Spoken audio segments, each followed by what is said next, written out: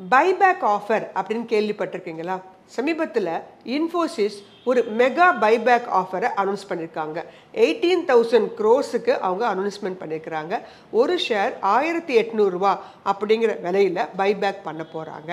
ஜென்ரலாக பைபேக் அப்படின்னா என்னென்னு கேட்டிங்கன்னா, அந்த கம்பெனியை அந்த ப்ரமோட்டர்ஸே என்ன பண்ணுவாங்க, அவங்களுடைய ஷேர்ஸை எக்ஸிஸ்டிங் ஷேர் ஹோல்டர்ஸ் வந்து வாங்கிக்குவாங்க.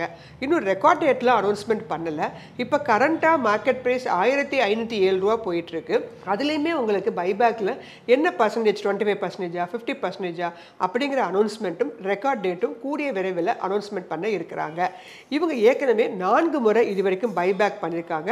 2017 13,000 கோடி, 2019 8,260 கோடி, 2021 9,200 கோடி, 2023 9,300 கோடிக்கு பண்ணியிருக்கிறாங்க.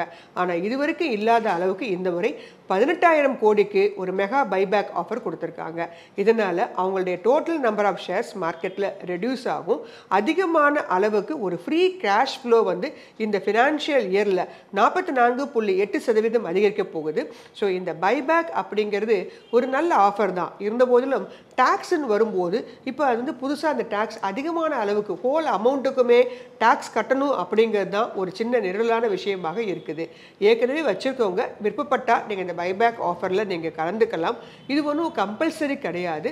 தேவைப்பட்டுச்சுன்னா நீங்கள் இது வந்து என்ன பண்ணலாம், அப்ளை பண்ணலாம். ஸோ இது வந்து ஒரு எஜுகேஷனல் பர்பஸ்க்கான வீடியோ மட்டுமே.